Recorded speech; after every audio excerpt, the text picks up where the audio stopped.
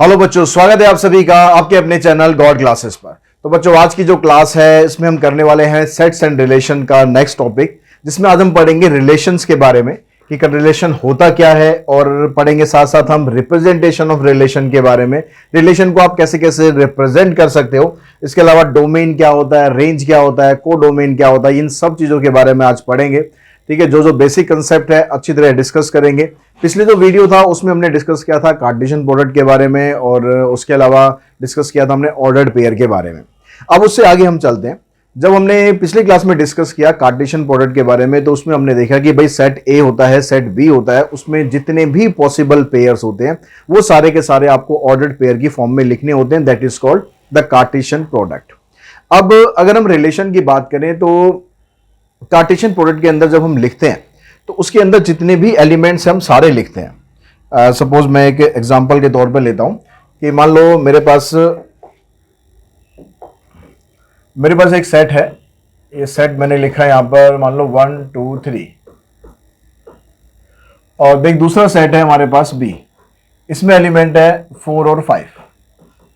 तो जब हम कार्टेशियन प्रोडक्ट लिख रहे थे तो उसमें हम लिख रहे थे भाई ये ए क्रॉस बी की जो वैल्यू आ रही है वो किसके बराबर आएगी, इसके जितने भी पॉसिबल पेयर थे हम वो सारे लिख रहे थे।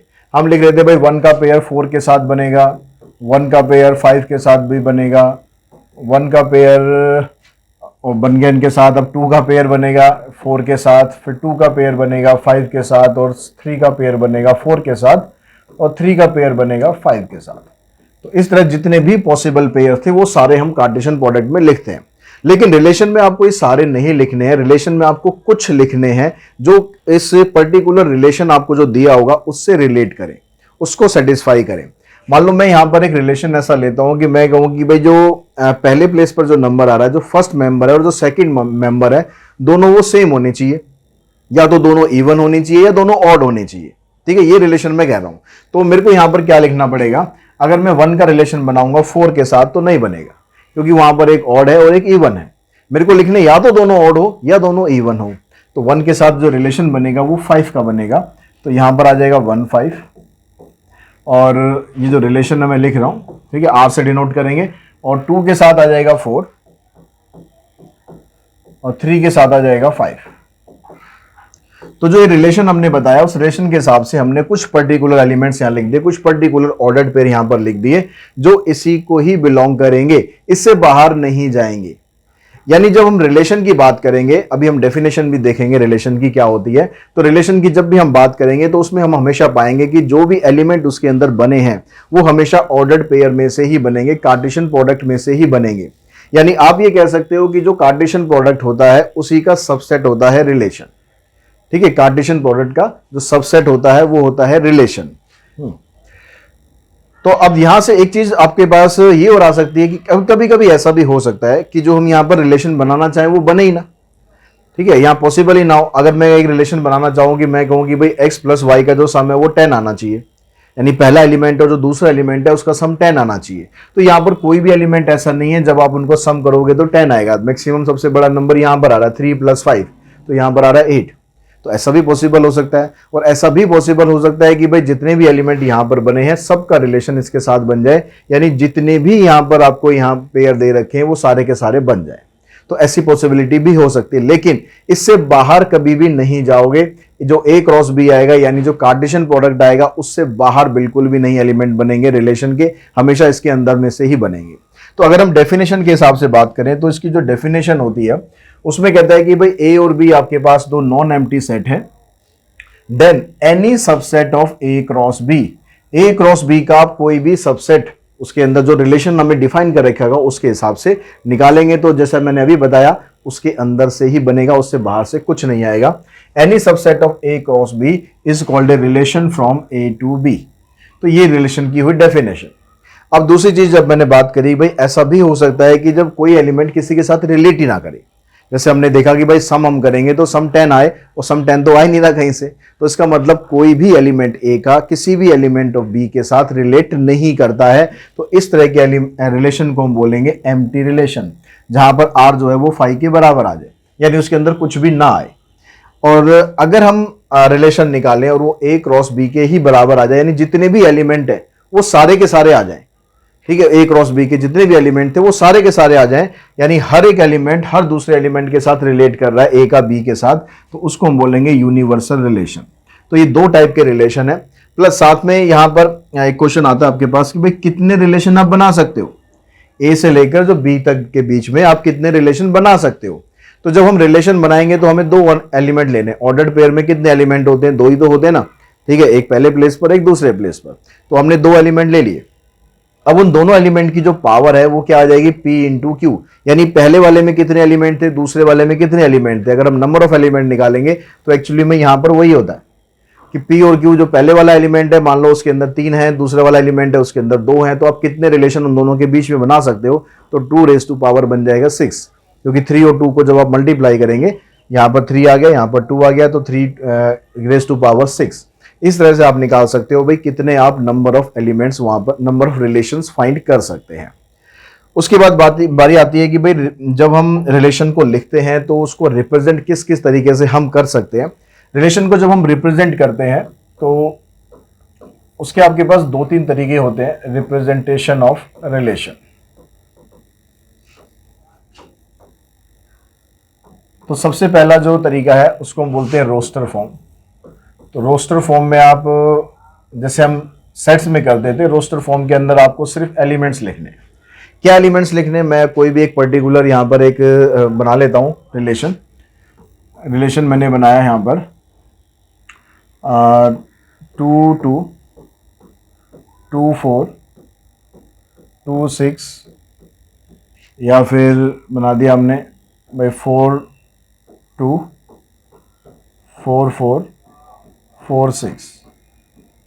ये हमारे पास कुछ एलिमेंट है, ठीक है, मैंने कुछ एलिमेंट ले लिए यहां पर आपको समझाने के लिए कि यहां पर हो क्या रहा है। सेट ए के अंदर 2 एलिमेंट है, 2 है 4 है, 2 है और 4 है। सेट ए के अंदर 2 एलिमेंट है, 2 और 4। और सेट बी के अंदर 3 एलिमेंट है, 2 भी है, 4 भी है और 6 भी है, ठीक है। अब यहां पर जो मैंने रिलेशन लिखा, मैं रिलेशन यहां पर डिफाइन कर रहा हूं। मान लो इसके साथ में 1-2 नंबर और भी ले लेते हैं, और समझाने के लिए 1-2 नंबर मैं इसमें और एक्स्ट्रा ले लेता हूं ताकि आपको और क्लियर हो जाए। यहां पर मैं ले लेता हूं 1 2 3 4 5 6। अब जो रिलेशन मैं यहां पर डिफाइन कर रहा हूं, मैंने जिस हिसाब से यहां पर एलिमेंट लिखे हैं, मैंने एलिमेंट लिखे हैं वो जिसमें अगर हम दोनों नंबर का डिफरेंस करें तो वो एक इवन नंबर आ जाए। अगर 2 - 2 करेंगे 0 आ जाएगा, और अगर आप 2 - 4 करोगे तो भी 0, और तो भी जो नंबर आएगा वो इवन ही आएगा, ठीक है। डिफरेंस का मतलब है कि 2 - 4 या 4 - 2 आप कुछ भी करो, यानी मॉडुलस हो गया, ठीक है। 2 - 6 करेंगे तो 4 आ रहा है, 4 - 2 फिर आपकी 2 आ गया, फिर 4 - 4 0, 4 - 6 2, मतलब डिफरेंस करने पर यहां पर एक इवन नंबर आ रहा है। ये एक रिलेशन के हिसाब से मैंने लिखा। अगर मैं इसको ऐसे लिख रहा हूं तो ये बन गई इसकी रोस्टर फॉर्म। और अगर मैं इसको सेट बिल्डर फॉर्म में लिखना चाहूं, सेट बिल्डर फॉर्म, तो सेट बिल्डर फॉर्म में क्या करना है, आपको इसको एक्सप्लेन करना है कि आपने यहां पर लिखा क्या है। हमने यहां पर ऑर्डर्ड पेयर लिखा, ठीक है। इसमें x कहां से बिलोंग कर रहा है, जो पहले वाला मेंबर है वो कहां से बिलोंग कर रहा है, a से कर रहा है। जो दूसरा मेंबर है वो कहां से बिलोंग कर रहा है, वो b से कर रहा है। अब ये क्या रिप्रेजेंट कर रहा है, ये क्या रिप्रेजेंट कर रहा है, उस चीज को आपको यहां पर एक्सप्रेस करना है। तो मैं यहां पर कह रहा हूं कि भाई modulus of x - y is even. तो वो जो माइनस प्लस का चक्कर हो रहा था वो आपका खत्म, क्योंकि मैंने यहां मॉडुलस लगा दिया। तो चाहे माइनस में वैल्यू आ रही हो चाहे प्लस में वैल्यू आ रही हो, वो जो भी आंसर आएगा वो एक इवन नंबर आएगा। तो इस तरह से ये सारे एलिमेंट हमने लिख दिए, ये वाली फॉर्म बन गई हमारी सेट बिल्डर फॉर्म। अब तीसरा तरीका होता है यहां पर एरो डायग्राम। एरो डायग्राम के अंदर आपको यहां पर, जैसे नाम है इसका, एरो लगाने हैं आपको। एक पहला सेट हमने ले लिया ए, दूसरा सेट ले लिया हमने बी। ए के अंदर क्या क्या एलिमेंट था, 2 था, 4 था। बी के अंदर 1 2 3 4 5 6। तो यहां पर जो 2 है, 2 का रिलेशन 2 के साथ भी बन रहा है, 2 का रिलेशन 4 के साथ भी हुआ, 2 का रिलेशन 6 के साथ भी हुआ। ऐसे 4 का रिलेशन 2 के साथ भी है, 4 का 4 के साथ भी है, और 4 का 6 के साथ भी है। तो ये बन गया एक एरो डायग्राम। तो किसी भी रिलेशन को आप इन तीनों तरीकों में से किसी से भी आप इसको शो कर सकते हो। और शो करने के साथ साथ आपसे मतलब क्वेश्चन के अंदर जैसा पूछा जाएगा, अगर एरो डायग्राम बोले तो ये बना दो, सेट बिल्डर फॉर्म बोले तो ऐसे लिखो, और रोस्टर फॉर्म बोले तो ऐसे लिख दो। अब दूसरी चीज आती है इसमें डोमेन, रेंज क्या होती है, को डोमेन क्या होता है। जो डोमेन होता है, डोमेन हमेशा यहां पर जो first member of ordered pair है, डोमेन यहां पर क्या होगा, जो फर्स्ट मेंबर है, फर्स्ट मेंबर। अब फर्स्ट मेंबर यहां पर क्या आ रहा है, फर्स्ट मेंबर यहां पर 2 आ रहा है, तो 2 ये तो रिपीट ही हो रहा है, और 4 आ रहा है। यहां पर देखना है आपको, खाली यहां पर नहीं कि भाई ये फर्स्ट मेंबर आपको यहां से लेना है, तो हो सकता है यहां पर कुछ ऐसे एलिमेंट भी हो जो इनके साथ रिलेट ना करते हो, ऐसा भी हो सकता है। आगे हम क्वेश्चन करेंगे उसमें आपको समझ में आएगी ये सब चीजें। तो यहां पर हमारे पास एक 2 है और एक 4 है, तो ये बनेगा आपका इसमें डोमेन। तो ऐसे यहां पर इसको सेट में डाल के लिखेंगे, क्योंकि डोमेन जो होता है ये भी एक सेट होता है। उसके बाद फिर होता है इसमें रेंज। रेंज होता है यहां पर सेकंड मेंबर, जो भी रिलेशन में बनकर आता है वो सेकंड मेंबर। तो यहां पर क्या क्या बन के रहा, सेकंड मेंबर देखो 2 भी है, सेकंड मेंबर 4 भी है, सेकंड मेंबर 6 भी है, और यहां पर 2 4 6 फिर से रिपीट हो रहा है। तो सेकंड मेंबर क्या बना, 2 4 6। आप इस चीज को यहां एरो डायग्राम से भी समझ सकते हो। अगर यहां पर जितने भी एलिमेंट है वो सारे के सारे किसी ना किसी के साथ यहां पर रिलेट कर रहे हैं, ठीक है, ये सारे के सारे एलिमेंट किसी के साथ रिलेट कर रहे हैं, तो यहां पर रिलेट करने पर आपको क्या होगा, देखो जिस ये रिलेट कर रहा है ये भी रिलेट कर रहा है, तो ये बनेगा आपका डोमेन। और जो रेंज होगी, जिसके साथ ये रिलेट कर रहे हैं, इसके साथ ये रिलेट कर रहे हैं, 2 के साथ, 4 के साथ और 6 के साथ, तो ये बनेगा आपकी इसमें रेंज। ठीक है, बाकी जो एलिमेंट है वो रेंज में नहीं आएंगे, रेंज में सिर्फ वही आएंगे जो रिलेट करेंगे, यानी जिनकी कोई प्री इमेज होगी। ये प्री इमेज है, ये इमेज है, आप ऐसे भी कह सकते हो। और तीसरी चीज आती है कोडोमेन। कोडोमेन में जब भी आप A to B रिलेशन अगर आपके पास होगा, तो जो बाद वाला सेट होगा वो हमेशा कोडोमेन होगा, पूरा का पूरा सेट।